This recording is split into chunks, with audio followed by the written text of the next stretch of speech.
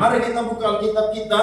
Saya akan bicara di seri yang kedua tentang hidup sederhana, kunci bahagia jasmani rohani. Amsal pasal 12 ayat 9 dan ayatnya yang ke-11. Karena 2 ayat saja, saya dan saudara, mari kita akan baca firman Tuhan ini bersama-sama.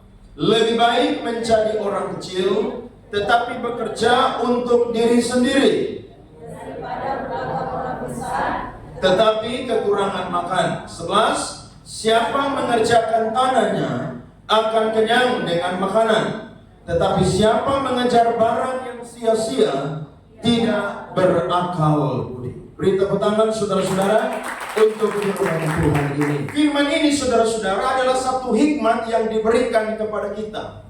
Hikmat itu apa sih? Hikmat itu adalah pemberian Tuhan yang di atas pengetahuan. Karena pengetahuan adalah batasannya saya dan saudara tahu saja.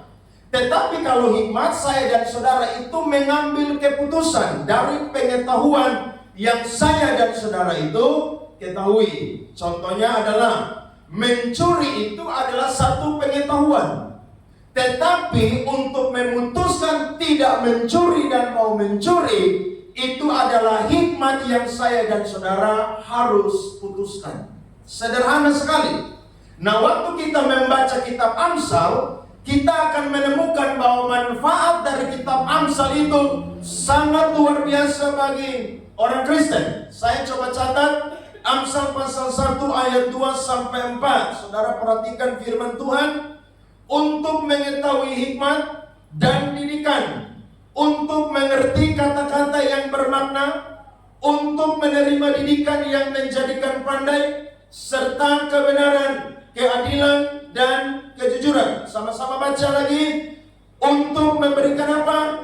Kecerdasan kepada orang yang tak berpengalaman, dan pengetahuan serta kebijaksanaan kepada orang muda. Jadi saudara lihat, kitab Amsal ini sangat-sangat berguna bagi kehidupan orang Kristen. Karena ada banyak sekali konten-konten rohani di situ yang ketika saya dan saudara membaca, kita bukan sekedar orang yang cerdas, orang yang punya pengetahuan, tapi saya dan saudara adalah orang yang berhikmat. Nah, ayat 9 saudara-saudara dan ayat 11 yang tadi kita baca, itu sederhana sekali ketika saya dan saudara tadi baca dan ingin untuk menjelaskannya. Karena kalau saya bisa ringkas saudara, ternyata sederhana itu adalah sesuatu yang menekankan kepada saya dan saudara bahwa hidup itu mengejar hal-hal yang sederhana itu lebih baik daripada mengejar hal-hal yang besar. Fokus kepada apa yang Tuhan berikan kepada kita itu lebih baik daripada memperhatikan apa yang dikerjakan oleh orang lain. Sehingga kalau saya dan saudara baca ayat yang 9 dan 11 tadi, kita akan menemukan di situ bicara tentang apa saudara? Tentang makanan. Lebih baik menjadi orang kecil tetapi tidak kekurangan makanan. Lebih baik bekerja sebagai seorang petani yang mengerjakan ladangnya yang kecil tetapi tidak kekurangan makanan. Nah, manusia saudara-saudara memang dari awalnya itu selalu melawan ketetapan Tuhan. Kalau saudara baca Alkitab, iblis itu suka kasih kurang firman, suka kasih tambah firman. Padahal Tuhan itu sampaikan firman itu selalu pas, mutlak saudara-saudara. Tidak ada relatif-relatif ataupun juga pilihan-pilihan yang lain. Salah satunya adalah Tuhan mau saya dan saudara adalah orang-orang Kristen yang mengakui bahwa hidup sederhana pun juga adalah sesuatu yang alkitabiah, yang firman Tuhan itu catat. Karena kadang-kadang manusia itu ingin supaya jadi orang yang besar. Makanya saudara lihat kan, kalau pemilihan anggota dewan, ada berapa banyak orang yang ingin jadi orang besar. Sampai-sampai orang yang tidak ada punya kapasitas pun juga nekat-nekat aja. Orang yang tidak mampu saudara berpolitik praktis, tapi ikut aja. Karena semua orang saudara rata-rata mau menjadi orang yang besar. Karena kalau jadi orang besar, dia berpikir bahwa harkat martabatnya itu akan tinggi dan dihormati. Siapa bilang? Menurut firman Tuhan, saya dan saudara tidak perlu selalu jadi orang besar. Lebih baik jadi orang yang kecil, tetapi tidak kekurangan makanan, daripada jadi orang yang besar tetapi tidak mendapatkan kebutuhan.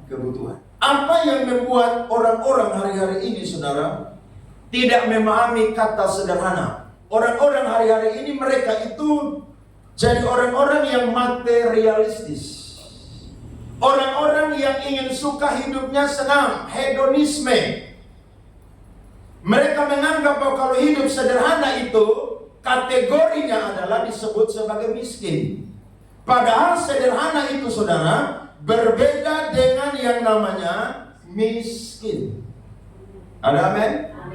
Sederhana saya catat di sini saudara, tidak berlebihan, tidak memperlihatkan kemewahan, dan sesuai dengan kebutuhan. Coba saya jelaskan. Yang pertama, kata tidak berlebihan di sini saudara, itu menyangkut yang namanya tidak berlebihan dalam hal apapun, baik dalam perilaku, baik dalam gaya hidup, maupun juga dalam penampilan. Apa yang Alkitab katakan soal ini? Coba saya dan saudara perhatikan 1 Timotius 6 ayat yang ke-8. Asal ada makanan dan pakaian, cukuplah. Apakah ini tidak Alkitabiah? Alkitabiah. Asal ada makanan dan pakaian, cukuplah. Tuhan tidak membatasi saya dan saudara untuk jadi orang yang sukses, tidak pernah. Tapi kadang-kadang saudara-saudara, kita harus memahami bahwa apa yang Tuhan kasih kepada kita itu adalah sesuatu yang harus saya dan saudara terima. Karena konteks firman Tuhan ini bicara tentang ada orang-orang beriman yang ingin menjadi kaya, akhirnya cinta akan uang. Nah, orang kalau sudah cinta akan uang itu bahaya. Karena uang adalah akar dari segala kejahatan. Hanya untuk mau dapat uang yang banyak, orang menyimpang dari iman. Hanya untuk mau hidup mewah, orang menyimpang dari kebenaran firman Tuhan.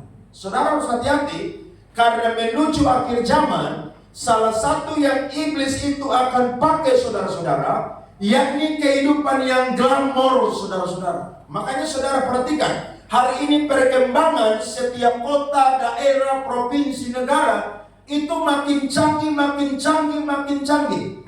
Saya nonton di TikTok saudara, negara-negara yang hebat saudara membuat mall-mall yang besar, membuat taman rekreasi yang besar. Tujuannya apa? Supaya orang pergi ke sana. Dan ingat, orang-orang yang pergi ke sana rata-rata adalah orang yang berduit atau yang punya uang. Nah, kalau orang Kristen tidak punya prinsip bahwa hidup sederhana juga adalah Alkitabiah, maka dia akan menyimpang dari iman dan hanya mengejar hal-hal yang diberikan oleh dunia. Hati-hati, karena Alkitab berkata, asal ada makan dan pakaian, cukuplah. Tuhan tidak akan tinggalkan saya dan saudara. Tidak akan. Orang benar itu tidak akan mati kelaparan. Orang benar pasti akan disediakan berkat oleh Tuhan. Karena kita menyembah Allah yang menciptakan langit dan bumi ini dan punya segala sesuatu. Sehingga saya dan saudara tidak perlu khawatir. Ada amin? Yang kedua saudara, orang yang hidup sederhana adalah orang yang bersahaja. Yakni tidak memperlihatkan kemewahan atau sikap yang tidak berlebihan. Perhatikan 1 Timotius 2 ayat 9 sampai ayat yang ke-10. Demikian juga hendaknya perempuan, hendaklah ia berdandan dengan apa? Pantas, dengan sopan dan apa saudara? Sederhana. Rambutnya jangan berkepang-kepang, jangan memakai emas atau mutiara ataupun pakaian yang mahal-mahal, tetapi hendaklah ia berdandan dengan perbuatan baik, seperti yang layak bagi perempuan yang beribadah. Sekali lagi, ayat ini tidak melarang saudara yang kaum perempuan untuk tidak berdandan loh. Hati-hati. Alkitab tidak memberikan informasi supaya kaum wanita itu tidak memakai emas, tidak memakai perhiasan, tidak memakai pakaian-pakaian fashion yang bagus, tidak. Tapi pada konteks waktu itu, karena jemaat-jemaat yang ada di wilayah Kekaisaran Romawi dan juga budaya Yunani, saudara-saudara, itu perempuan-perempuan yang berdandan seperti demikian, itu adalah perempuan-perempuan sundal. Sehingga Rasul Paulus menasihati perempuan-perempuan beriman supaya yang lebih diutamakan adalah kecantikan atau penampilan batinnya. Kalau dalam beribadah, dalam berdandan, itu biasa-biasa saja, sederhana-sederhana saja. Tidak perlu pamer-pamer kekayaan. Saya mau bilang, kita tidak perlu berdandan, berhias, berpenampilan mewah pun. Tapi kalau memang kita orang kaya, Tuhan pasti tahu kita kaya. Dan manusia pun juga pasti akan tahu dan mengakui bahwa memang dia orang kaya. Betul atau tidak? Saudara coba pergi ke bank. Rata-rata yang orang kaya itu pergi pakai celana pendek, pakai sandal jepit, saudara. Saya pernah lihat, saudara, di satu bank waktu saya pergi urus ATM, ada satu orang, saudara, kaya luar biasa. Nah, security yang jaga di situ, saudara, adalah anak yang biasa saya khotbah, dia tuh ada di itu persekutuan doa. Maka selesai pulang, saudara, saya tanya dia, tadi orang itu siapa? Dia bilang, Pak Pendeta, itu orang peuang salah satu yang paling banyak di bank ini.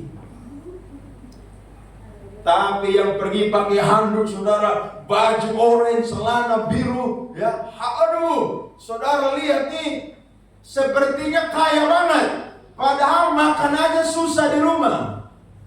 Dulu saya sekolah, teman-teman bilang, lu nih gaya-gaya, tapi di rumah masih makan kelor aja sama aja. Tahu kelor, saudara? Maronggeng, saudara, maronggeng. Firman Tuhan mengajarkan kita bahwa hidup sederhana itu alkitabiah.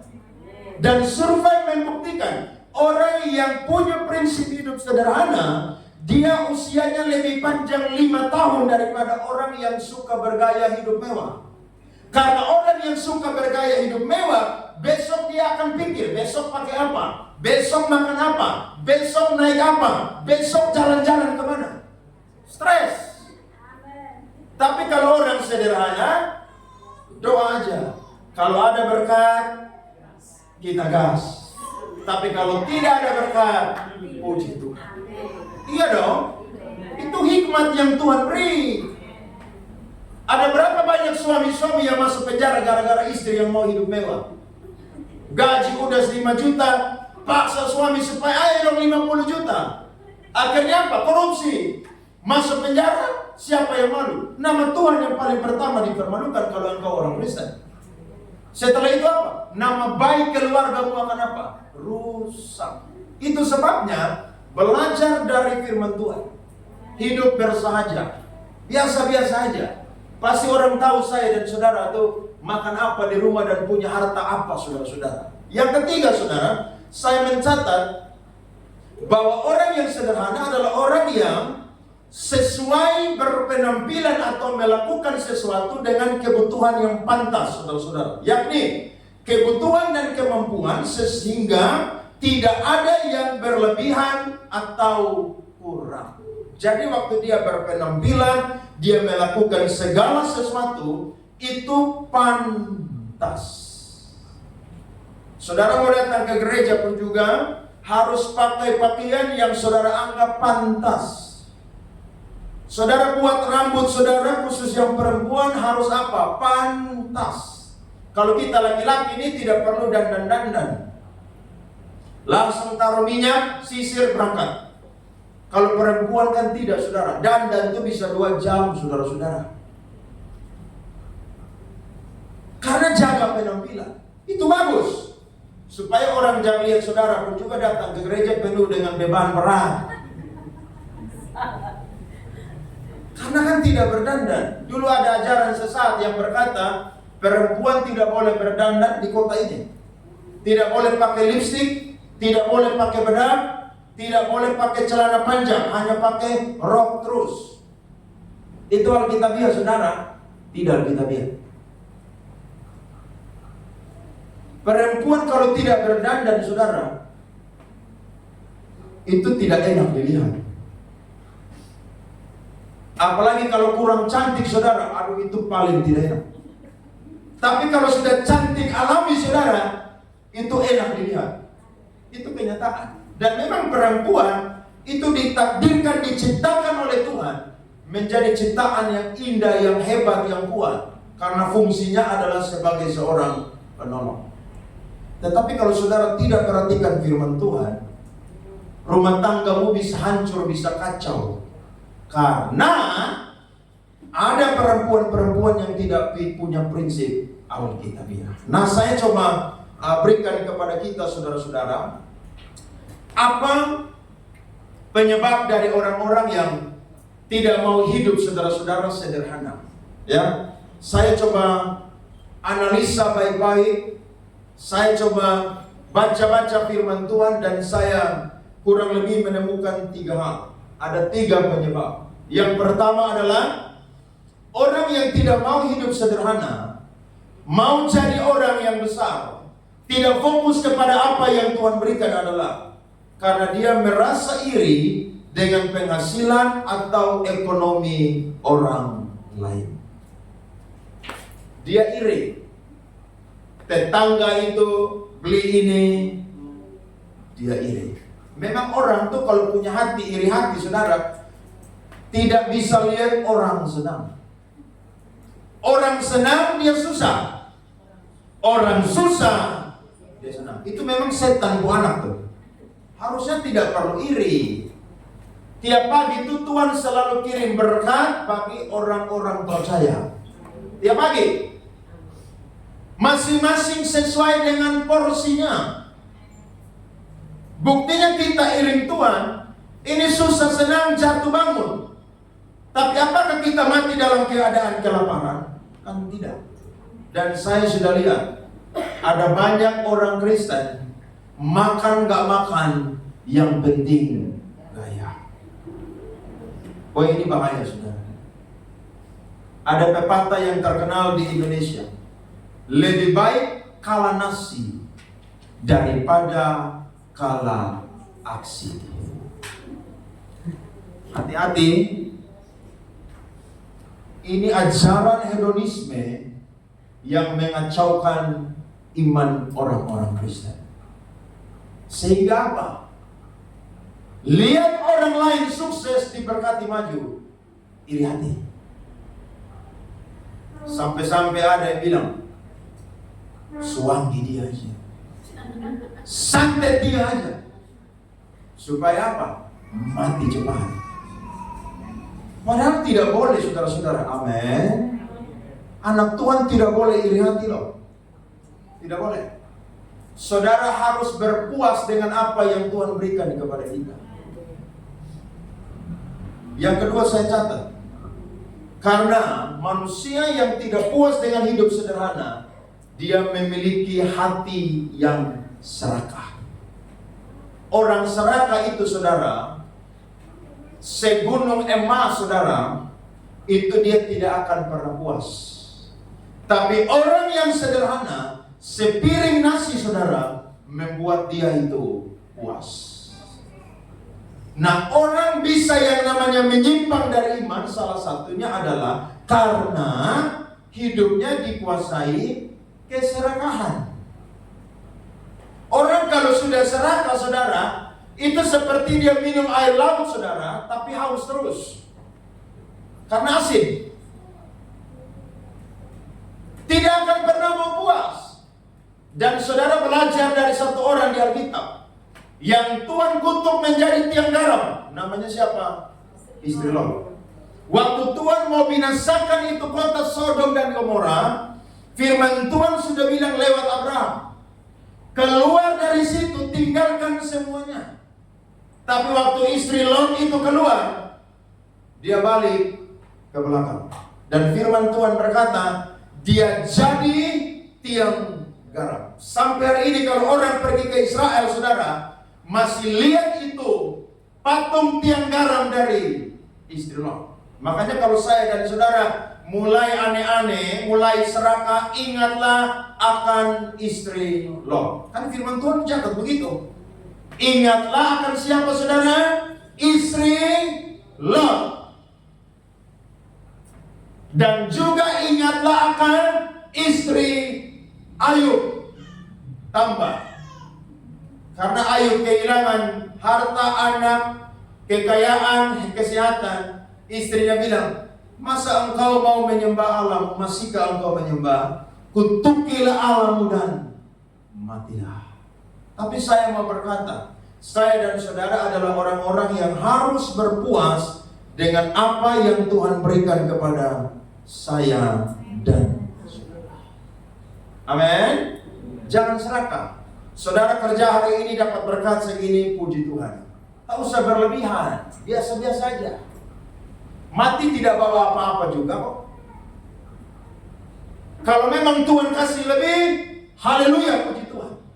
Tapi kalau memang dapatnya cuma segitu, haleluya, puji Tuhan juga. Karena orang Kristen itu diajarkan bahwa hidup sederhana itu memang rahasia kunci kebahagiaan jasmani dan rohani. Dan yang ketiga penyebabnya adalah karena orang Kristen mudah terpengaruh dengan gaya hidup materialisme, sehingga mudah melupakan arti kata cukup di dalam Alkitab. Saking saudara mau supaya punya kehidupan yang hebat seperti orang-orang lain, lupa firman Tuhan. Yesus ajar, doa Bapa kami, salah satu bunyinya adalah apa? Berikanlah kepada kami hari ini makanan kami yang apa? Secukupnya. Jadi cukup itu bukan miskin, saudara. Cukup itu disediakan oleh Tuhan waktu saya dan saudara butuh.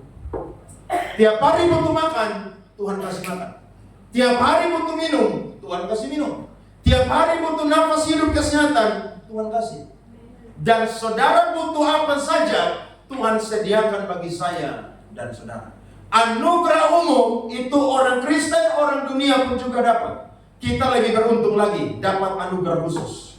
Bukan cuma berkat jasmani saudara yang cukup bagi kita, tapi berkat rohani pun juga itu cukup bagi saya dan saudara. Amin. Beri tepuk tangan untuk firman Tuhan ini. Amin. Jadi memang manusia ini hari-hari ini sedang diperbudak oleh segala keinginan duniawi. Hati-hati, ya, hati-hati. Selalu waspada, karena iblis selalu pakai cara untuk goda saya dan saudara dan meninggalkan prinsip kesederhanaan kehidupan. Harus punya prinsip bahwa saya adalah anak Tuhan. Tuhan tidak akan pernah meninggalkan saya mati kelaparan. Tuhan tidak akan pernah membuat saya minta-minta. Tapi Tuhan pasti akan kirim berkat bagi saya ketika saya sedang membutuhkannya. Amin. Karena Allah kita adalah Allah yang selalu tolong tepat pada waktunya. Tidak terlalu cepat, tidak terlalu lambat, tapi selalu on time. Nah, saya catat bagi kita, apa sih saudara-saudara hikmat yang Tuhan tegaskan kepada kita sehingga saya dan saudara memiliki hidup sederhana, dan ini menjadi kunci bahagia jasmani dan rohani. Yang pertama adalah kita harus mensyukuri bahwa nasib setiap orang telah diatur oleh Tuhan. Dengar baik-baik. Nasib setiap orang telah Tuhan atur. Ada yang miskin, ada yang kaya. Ada yang kecil, ada yang besar. Saudara harus tahu bahwa Allah itu atur nasib manusia. Kalau takdir tidak bisa dirubah. Saudara lahir dari orang tua siapa, dari mana asalnya, itu tidak bisa dirubah. Itu takdir. Tapi kalau nasib saudara itu bisa berubah. Dan Allah adalah Allah yang paling pandai merubah nasib manusia. Amin. Coba perhatikan 1 Samuel 2 ayatnya yang ke-7. Tuhan membuat miskin dan membuat kaya. Ia merendahkan dan meninggikan juga. Bagi orang dunia, bagi teologi kemakmuran, kemiskinan itu tidak alkitabiah. Tapi bagi Injil yang sejati, miskin atau kaya itu adalah penentuan dari Tuhan sendiri. Saudara baca Alkitab, ada berapa banyak orang-orang yang cinta Tuhan itu miskin, saudara-saudara. Jemaat mula-mula itu bercampur aduk, ada yang kaya, ada yang miskin. Sehingga yang kaya menjual harta kekayaannya untuk menolong yang miskin. Jadi di dalam gereja itu ada orang kaya, orang miskin. Ada orang besar, ada orang kecil. Nah, kita harus tahu bahwa ini adalah prinsip yang Tuhan sudah atur, sehingga saya dan saudara itu harus sadar bahwa nasib manusia itu Tuhan sudah tentukan. Ada yang jadi orang besar, ada yang jadi orang kecil. Kalau semua jadi orang besar, siapa mau perhatikan siapa? Iya kan? Betul atau tidak? Kalau semua jadi orang kaya, siapa yang mau perhatikan orang miskin? Padahal orang miskin pun juga adalah orang yang Tuhan mau supaya orang yang kaya yang takut Tuhan menolong yang miskin. Paulus bilang dalam Korintus supaya apa? Supaya ada keseimbangan antara yang kaya dengan yang miskin. Jadi saudara-saudara yang mungkin orang bilang miskin loh, saudara gak usah rendah diri. Saudara bilang puji Tuhan. Kita harus punya prinsip demikian, supaya saya dan saudara tidak kecewa dengan Tuhan, supaya saya dan saudara tidak dihimpit oleh kekhawatiran dan firman hilang. Coba buka Matius 13 ayat 22. Yang ditaburkan di tengah semak duri ialah orang yang mendengar firman itu, lalu kekhawatiran dunia ini dan tipu daya kekayaan menghimpit firman itu, sehingga firman itu tidak apa saudara? Berbuah. Dengar firman sih, tapi karena dunia ini menawarkan semua yang mewah dan akhirnya tidak berakar dengan firman, lupa buang firman, salah bergaul. Ketemu orang-orang yang suka senang-senang saja, hedonisme, lupa firman. Padahal firman Tuhan bilang, saya dan saudara itu tidak perlu khawatir akan hari esok. Tidak heran Yesus waktu bicara bilang, apa simpan harta di surga. Dia lanjut di topik yang bawah, jangan engkau khawatir akan apa? Makan, minum, dan pakai. Semua itu dicari oleh bangsa-bangsa yang tidak mengenal Allah. Tapi Bapamu yang ada di surga tahu bahwa engkau memerlukan semuanya itu. Tuhan tahu saya dan saudara butuh apa. Bahkan yang saya dan saudara tidak tahu pun juga Tuhan akan berikan kepada kita. Itu yang 1 Korintus 2 ayat 9 bilang begini, apa yang tidak pernah dilihat oleh mata, tidak pernah didengar oleh telinga, tidak pernah timbul dalam hati, itu yang Tuhan sediakan bagi setiap orang yang mengasihi. Amin. Dulu saya sekolah pendeta, ada yang bilang, jadi pendeta mau makan apa? Saya waktu itu belum belajar firman, jadi tidak bisa bantah. Kalau mau ngomong sekarang, saya kasih lu 5 part, saudara-saudara. Bukan cuma 1 pembahasan, 5 pembahasan. Karena kamu cari di Alkitab, tidak ada orang Kristen, orang percaya yang mati kelaparan. Cari itu. Kalau ada mati kelaparan, saya berhenti jadi pendeta. Justru pendeta itu mati karena apa? Kebanyakan makan. Pendeta kalau udah sibuk khotbah, pelayanan, makan terus, tidak pernah olahraga, mati cepat. Saudara harus bersyukur bahwa keadaan saya sekalipun mungkin orang kecil, tapi itu mungkin adalah nasib yang sudah Tuhan berikan kepada saya. Nasib bukan sebuah kegagalan dari produknya Allah, bukan. Tapi nasib adalah bagian yang Allah tentukan supaya manusia melihat bahwa Allah itu adil dan Allah itu punya kasih. Amin, saudara. Harus begitu supaya saya dan saudara jangan sungut-sungut. Orang Israel mati di padang gurun yang usia 20 tahun ke atas itu karena apa? Tiap hari sungut-sungut dengan Tuhan. Tuhan tuh paling musuh orang sungut-sungut loh. Serius, Tuhan paling tidak suka. Jangankan Tuhan, istri yang sungut-sungut aja suami paling benci.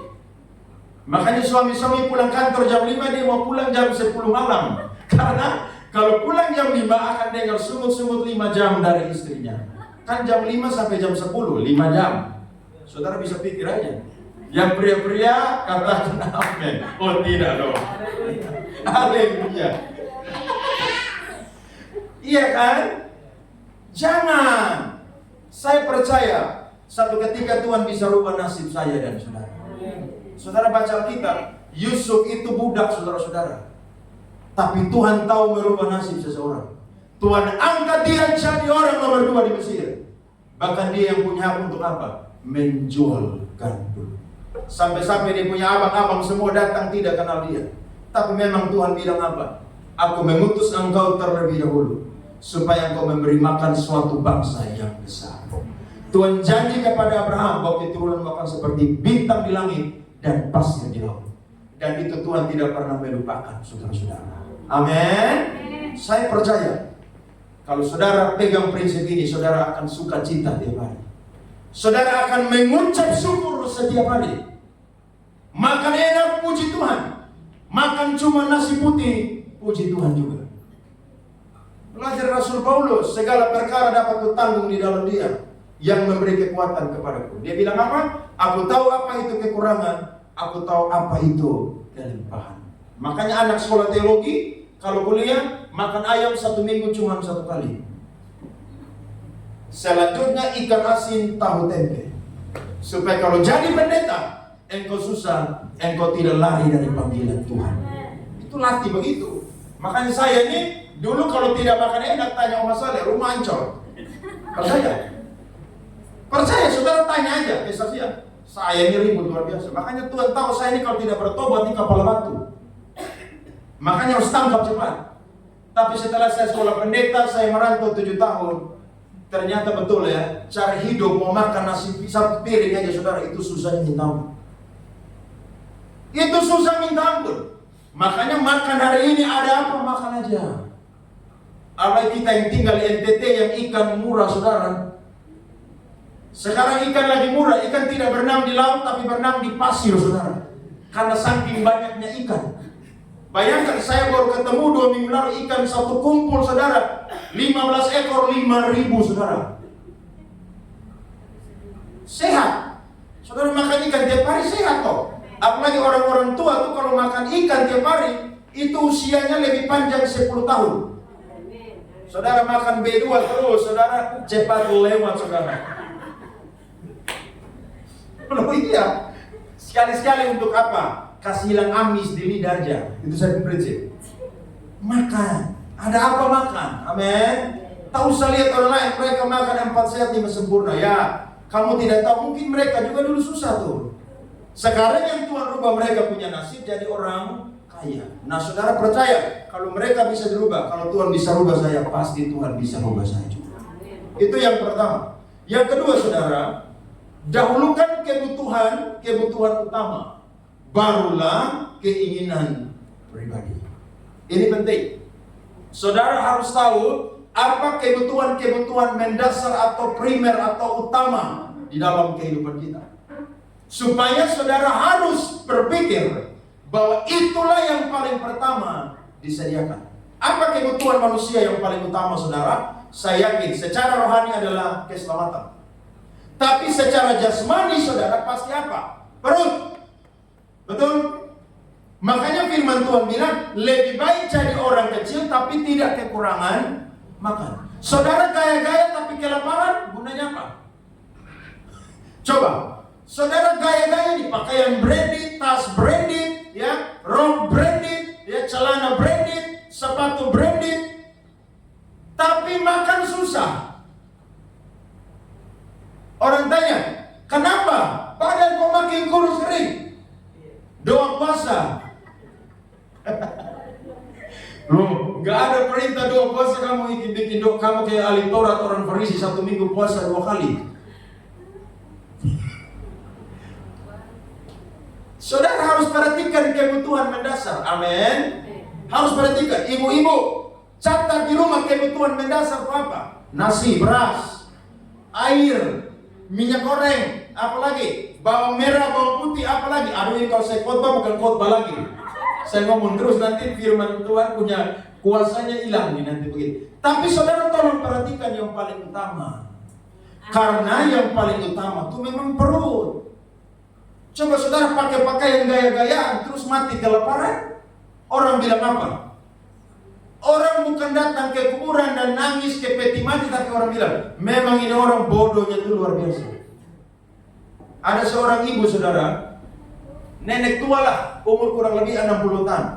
Dia tinggal di satu apartemen saudara, mendapatkan uang pensiunnya setiap bulan.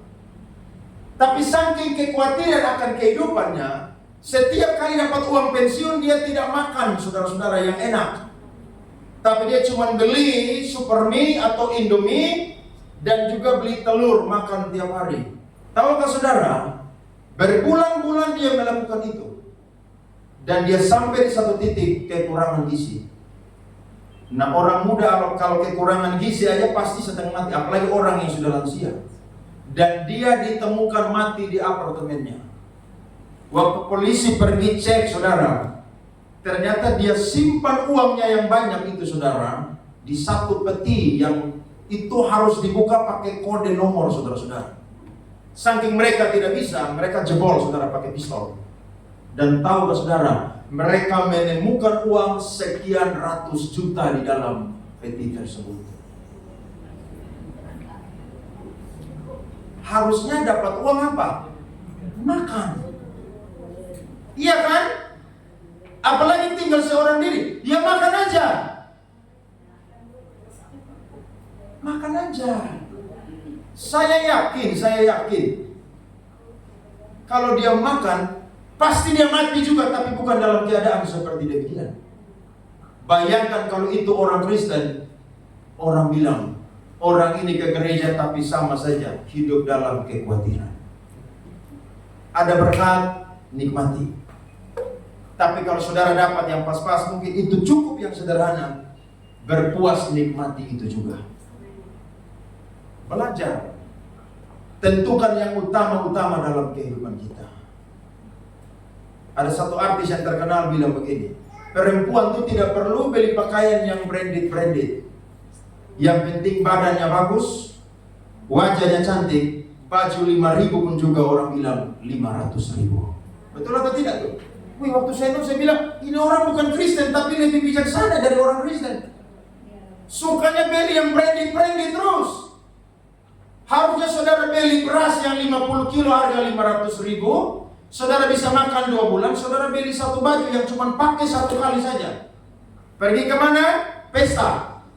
Nanti 2 minggu lagi ada pesta, beli baju baru lagi. Makanya kalau pesta terus yang paling repot tuh kaum wanita saudara-saudara. Kita yang pria nih mau pakai baju yang model itu salah aja. Kau orang mau lihat kita nih mau gaya model apa saudara? Iya kan? Makanya satu pendeta saudara saya nonton dia punya podcast, dia bilang begini, saya ini belajar teologi. Saya baca buku teologi tiap hari. Bahkan saya sudah kuliah sampai S2. Tapi sampai hari ini saya belum bisa memahami perempuan itu seperti apa. Saudara lihat, saking susahnya memahami perempuan. Firman Tuhan mudah dipahami, tapi perempuan sulit dipahami. Jadi kalau memang aneh-aneh, ya memang itulah begitu saudara-saudara. Ya, sapu-sapu dada aja. Jadi saya dan saudara harus belajar bahwa kebutuhan-kebutuhan mendasar itu yang lebih pertama diutamakan. Kalau itu sudah dapat, itu sudah terpenuhi, saudara mau tambah-tambah yang keinginan pribadi, silakan. Tidak apa-apa. Supaya orang jangan dengar kita ribut di rumah. Ibadah tiap hari, pelayanan non-stop, ribut non-stop. Orang tanya, ribut gara-gara apa? Tidak ada makanan di rumah. Loh, kok saya lihat mereka tuh pergi ke mall terus tuh, belanja terus tuh. Nama Tuhan dipermalukan, saudara. Firman Tuhan ini, saudara, ajar kitab supaya berhikmat, saudara-saudara. Amin. Kalau ada berkat sedikit, coba belajar tabung. Sedikit aja tabung. Saudara hitung, saudara punya jumlah keluarga ini ada berapa? Kalau saudara anak ke-9 dari 9 bersaudara, maka saudara harus ingat, saudara harus tanggung 8 beban. Kalau anak dari saudara pertama sampai ke-8 itu ulang tahun, harus kasih apa? Kado. Itu beban saudara-saudara. Saya punya tanggungan setiap tahun 8 orang sekarang. 2 anak kandung, 6 ponakan. Setiap ulang tahun pasti kasih apa? Kado. Nah, tahu saudara, pakaian anak-anak itu lebih mahal dari pakaian orang dewasa. Betul atau tidak? Satu baju aja saudara, setengah meter aja saudara bisa 300.000, setengah meter. Saya pikir-pikir kenapa jadi mahal model begini. Bayangkan, kalau 1 bulan 2 yang ulang tahun sudah berapa saudara? 600.000. Belum sebentar kumpul keluarga. Nah, kalau saudara habis digaya tidak perhatikan yang mendasar, saudara jadi orang yang apa? Pinjol. Pinjaman online. Akhirnya tidak bisa bayar, debt collector cari saya dan saudara. Sampai-sampai ada yang orang utang tidak mau bayar. Debt collector datang, dia sengaja kunci pintu dan ibadah di dalam rumah saudara-saudara. Debt collector minggir sebentar karena orang sedang ketemu Tuhan. Tapi habis doa, debt collector datang lagi saudara. Hati-hati loh. Ya, hati-hati. Ini sudah banyak kasus yang terjadi sekarang. Sampai kalau saudara dan saya terjebak di itu, cepat-cepat bertobat dan minta ampun. Dan yang ketiga saudara, yang terakhir adalah fokus dengan pekerjaan kita dan nantikan hasilnya. Saya baca ayat 11 dari terjemahan bahasa Indonesia masa kini. Petani yang bekerja keras mempunyai banyak makanan, tapi orang yang menghabiskan waktunya untuk hal yang tak berguna adalah orang bodoh. Amsal pakai satu kasus sederhana, contoh sederhana, seorang petani. Petani adalah seorang yang berprofesi sebagai orang yang harus punya kesabaran. Karena habis dia menabur benih saudara, dia harus sabar saudara untuk melihat itu benih bertumbuh dan dia menuai. Nah, kita pun juga ketika bekerja hari-hari ini, saudara harus sabar untuk menikmati hasilnya.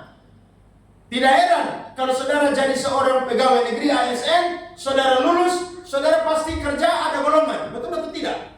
Yang SMA ya mungkin golongan 2C, 2D, yang S1 mungkin 3A, 3B.